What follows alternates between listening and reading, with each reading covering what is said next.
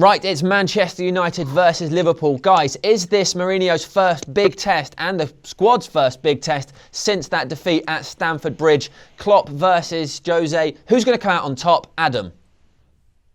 Oh, man. It better be United. I think the form book says it's going to be Manchester United, but as the old cliche goes, it goes out the window for games like this. If Manchester United can win it and go 10 games in a row in terms of victories, then we are definitely back in with a shout in terms of if Chelsea drop off being one of those teams that could possibly catch them.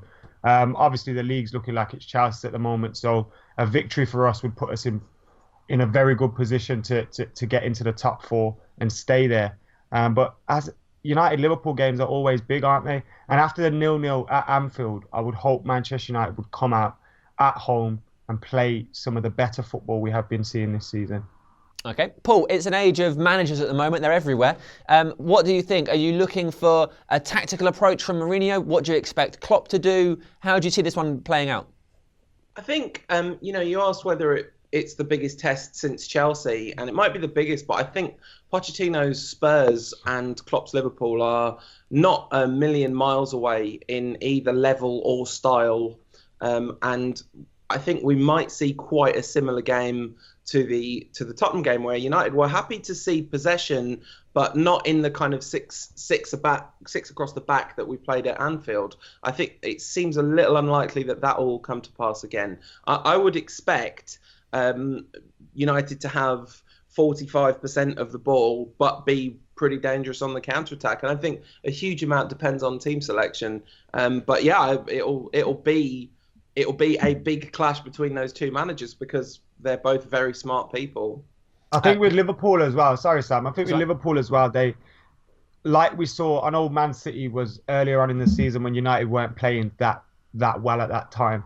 But Liverpool, even though they are in bad form, drawing with Plymouth and then losing against Southampton, even though they're in that bad form at the moment, they have the potential and the players that could hit us the same way City did quickly in the first half. So we need to make sure we start off well as well. With the Spurs game, I think the Spurs game kind of epitomised how far we have come recently, because Spurs, we've seen them play against Manchester City. I think it was, and absolutely destroyed them. They've played well against other teams as well. Spurs have been very good this season and we handled them well, as Paul was saying. So we need to start off well in this game, man. Because if we lose this, it's going to be like, back to square one again. And it's going to feel like we did 13, 14 games ago. Okay. Howson, do you agree with what's been said? Do you disagree? You recently argued that Klopp was the most overrated manager in football. Do you think that's important here? He's not the most overrated manager in football, but it's a good argument to have on Game of Two Halves. And I think that's what people need to separate. But he is extremely highly rated, and I don't think his actual talent matches where he's rated. So he is slightly overrated, if not the most overrated in the world. He's getting a tune out of this Liverpool team, though. So you have to take your hat off to him for that. This Liverpool team is really average on paper, but he's getting more than the sum of their parts out of them. And I don't think Brendan Rodgers could do what he's doing with this team. I think Brendan Rodgers' Liverpool was better on paper. They had more people in there that could win it. I don't understand how they're getting any sort of tune out of Jordan Henderson and thinking that he's any sort of replacement for Steven Gerrard. If they had a Suarez up front, they'd be a nightmare. They'd be a real force. But ultimately, I think this team's level is going to be found, and I think they're going to get swept away by United on Sunday, and I think they're ultimately going to finish. I think they might be fourth or fifth, but they're certainly not going to have a title challenge on their hands, I don't think, this season. Okay, right. Let's talk about Mourinho then. He recently said the fans at Old Trafford need to get on the pitch with the team and not treat it like they're going to the theatre. Adam, do you think he misread or has misunderstood how the crowd have been reacting at Old Trafford, or is this just clever play to get them more excited for the Liverpool match? Totally agree with him. Not a problem with what he said. I think he's been so positive about the fan base throughout his time here at Manchester United. He's spoken positively about us almost every single week, and he said it's one of the things he loves about the club, and that we kind of understand football, and even when we're playing well, if the results don't come, United fans will be happy, and he gets that. But I think the game against, who was it? See, I can't even remember. Hull. The game against Hull, I think the players, the fans, I think everyone just kind of had one eye on the game against Liverpool on Sunday. I think the fans will definitely be better. I think with the whole game in the EFL Cup semi-final, a lot of season ticket holders will pass tickets on, opt out of the cup. So you get there's no problem with people going for their first time, of course, but you'll get a lot of first timers coming to the game. So then the atmosphere is affected. The atmosphere was affected midweek. It won't be the same way on Sunday. People won't be giving tickets away. People won't be selling tickets on. They'll be attending the games as they regularly do, and I'm sure the atmosphere will be better for it. Liverpool, Sunday at 4 o'clock. It'll probably be dark in Manchester, under the floodlights.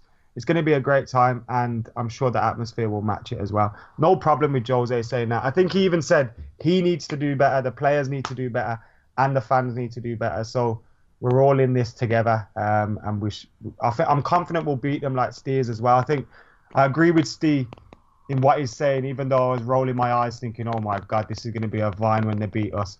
But I was thinking like he is right in what he is saying. They aren't that great. They haven't got a better squad or a better 11 than Manchester United, Manchester City, Chelsea, even Tottenham, and Arsenal. And I don't think they will finish in the top 4.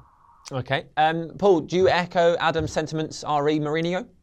Yeah, absolutely. I mean, I think he's obviously a very smart man, and he's picked a brilliant moment to say he wants more from the fans, because it's a no-lose situation. He knows he's going to get more from the fans at the Liverpool game, and he can say afterwards, I'm so glad that, I asked for the fan support and they were absolutely there for me. It's an easy win. And, he's, as Adam said, he's only talked positively about the support so far. But it wasn't just Hull where it's been flat. Boxing Day, flat as a pancake for the first half. It kind of picked up a bit in the second. Borough, obviously we all remember the Borough atmosphere being electric because it was at the end of that game. But for large parts of that game, you could just barely make out the singing section from where I was. And that was it. The Stretford end sounded totally dead for most of that. And so I think it's a good time to say something, because there's actually a lot at stake here.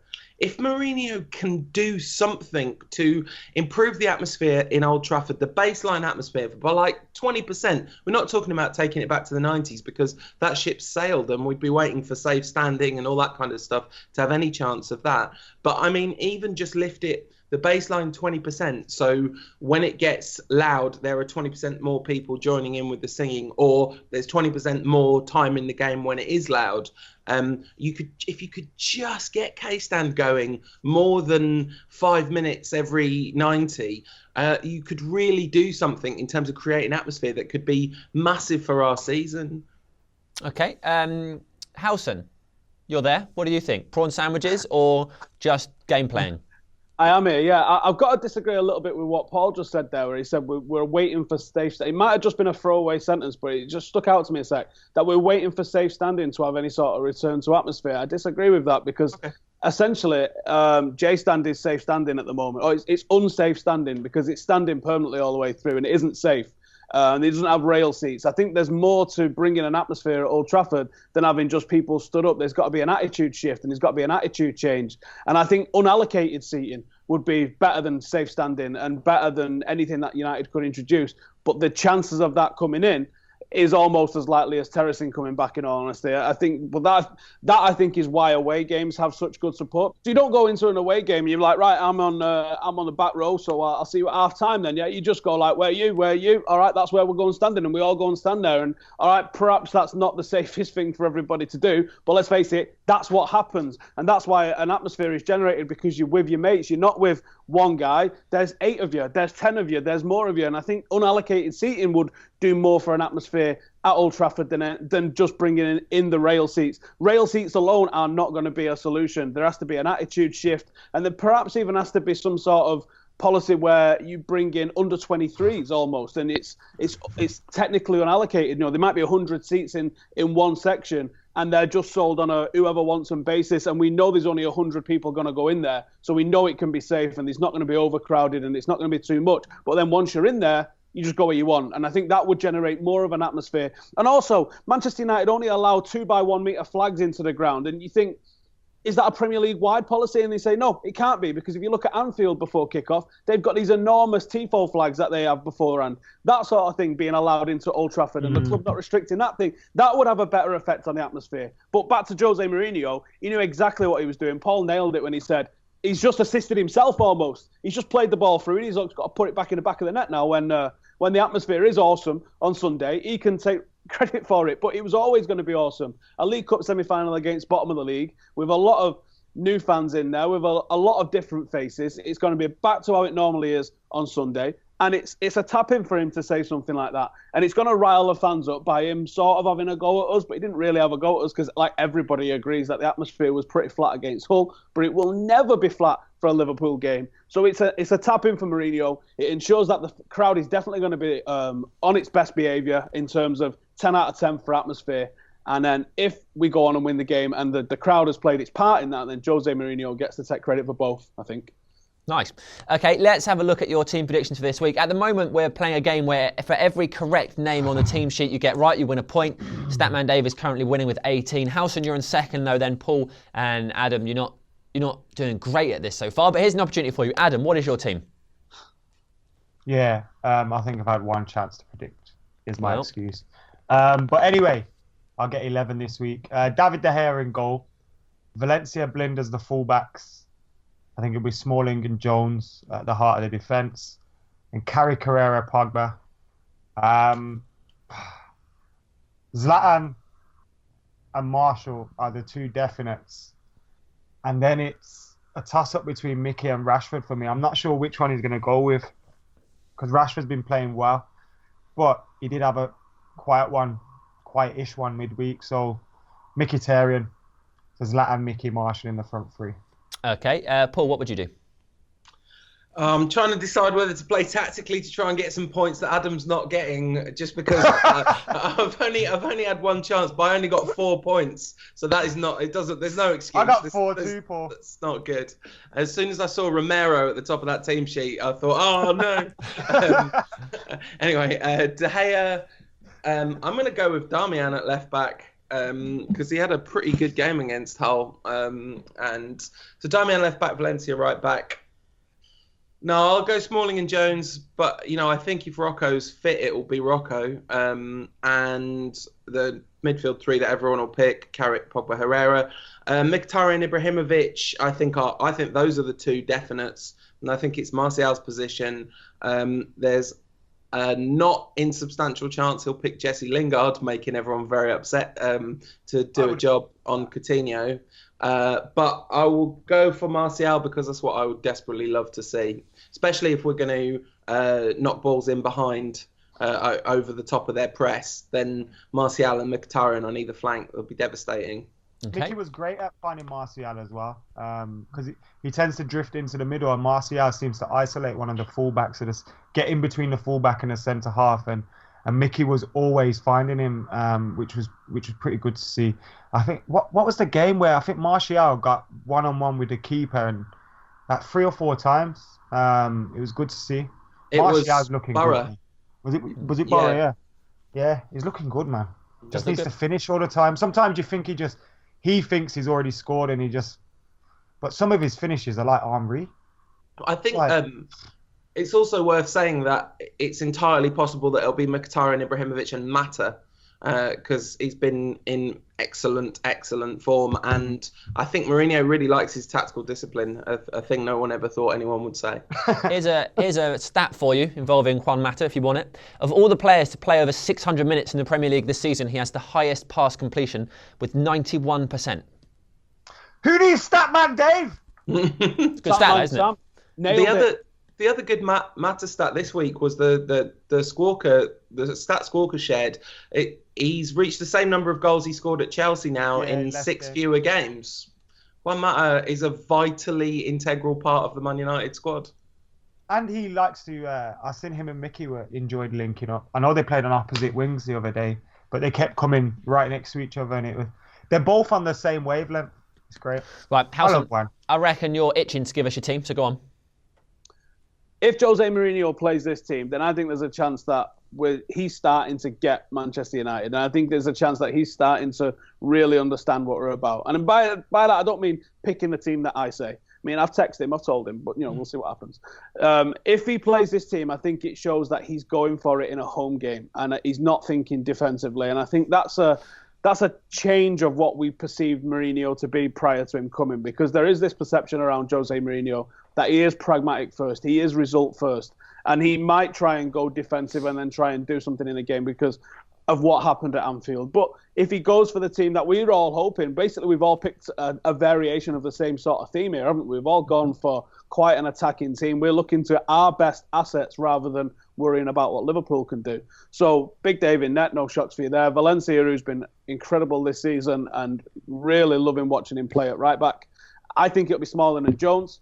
The future England centre-half partnership, as Fergie once said. I don't think Rojo would be risked if he's not 100% fit. I certainly don't think it'll be Tuanzebe. And I think it'll be Daley Blind at left-back for his distribution. I know Darmian delivered a couple of decent balls at the weekend, but I think that's what lets him down. Defensively, he's decent, but I think Daley Blind is a little bit more of an improvement on him. So I think Daley Blind at left-back, it's got to be that midfield three of Carrick, Herrera and Pogba, which is, it absolutely bullied Arsenal.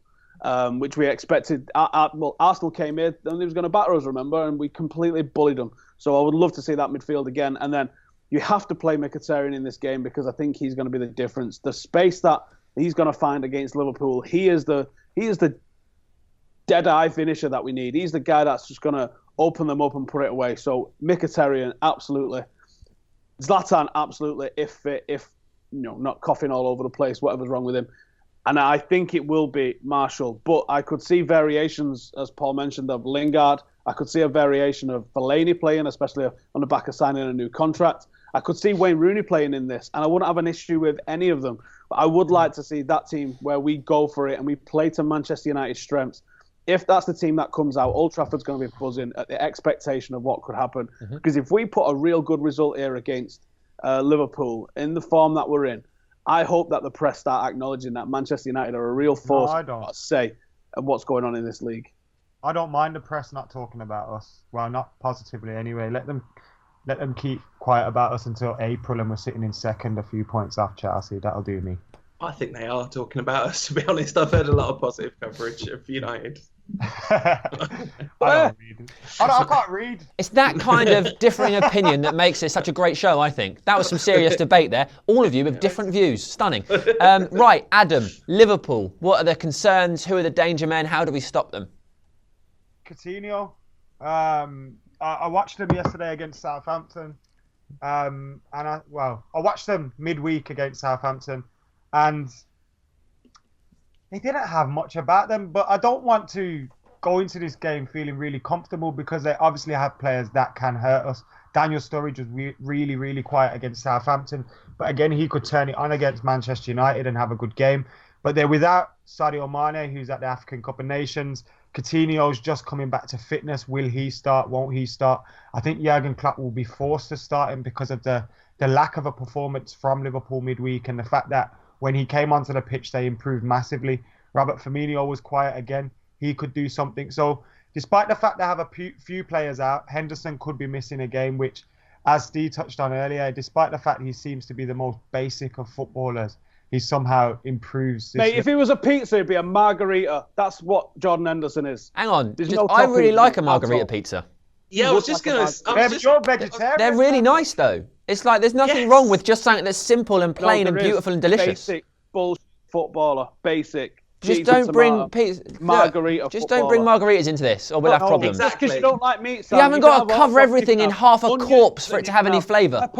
And you can have all sorts of stuff. Sam. Yeah. Yes, You're Sam. crazy. Screw you, cheese-eating Yonner.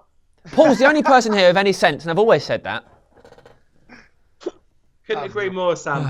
Jordan Henderson, not good. Margarita pizza's really good. Yeah. Let's just be That's clear it. There's about your it. headline. Michael Carrick is a margarita pizza. Yeah, yeah. Perfection That's and it. simplicity. Yeah. That's what we're talking about. That's it. And it's amazing.